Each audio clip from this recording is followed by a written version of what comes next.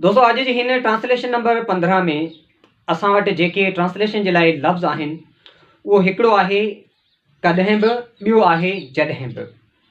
त इन ॿिन्ही लफ़्ज़नि जे लाइ इंग्लिश में लफ़्ज़ आहे वैन एवर। असां हिकु ॿ एग्ज़ाम्पल वठूं था। मिसाल तौरु, प्रिया जॾहिं बि मुस्कुराए थी ही गुलाब जे गुल जियां लॻे थी।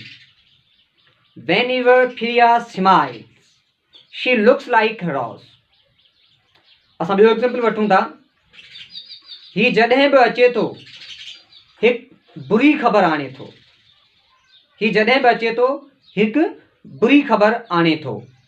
वैन एवर ही कम he brings a bad news. त वैन एवर सां तव्हां बि हिकिड़ो सेंटेंस ठाही मूंखे कमेंट्स में लाज़मी ॿुधाइजो त जीअं तव्हांजी प्रैक्टिस थी वञे ऐं मूंखे बि ख़बर पए त असांजा जेके बि फ्रेंड्स आहिनि उहे असांजूं जेके बि ट्रांसलेशन्स आहिनि उन्हनि ते कमु कनि पिया, छाकाणि त इंग्लिश डिपेंड करे थी ट्रांसलेशन जे वधीक तरीक़नि ते। जंहिं माण्हू खे जेतिरा इंग्लिश जे वधीक ट्रांसलेशन जी ख़बर आहे हू अंग्रेज़ी खे ओतिरो ई वधीक ॻाल्हाए सघे थो।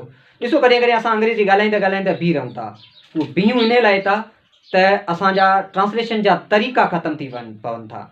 असांजो हिकिड़ो तो वोकेब ख़तमु थी वञे थो, ॿियो असां वटि ट्रांसलेशन जी ख़बर कोन हूंदी आहे। को अहिड़ो सेंटेंस अॻियां अची पवंदो आहे या कॾहिं बि जॾहिं बि अहिड़नि तरीक़नि जी असांखे ख़बर न हूंदी त असां हुते फासी पवंदा आहियूं ऐं असांजी हुते ब्रेक लॻी पवंदी आहे। त होपफुली तव्हां मुंहिंजे हर वीडियो खे फॉलो कंदो। मूं जेके बि ट्रांसलेशन्स तव्हांखे ॿुधायूं आहिनि उन ते तव्हां अमल कंदो, उन ते प्रैक्टिस कंदो, उन हर लफ़्ज़ ते घटि में घटि 15 खां 20 सेंटेंस ठाहींदो। पर तव्हां हिकिड़ो सेंटेंस ठाही मूंखे कमेंट्स में लाज़मी ॿुधाइजो। ठीकु आहे दोस्तों, मिलूं था कंहिं नई ट्रांसलेशन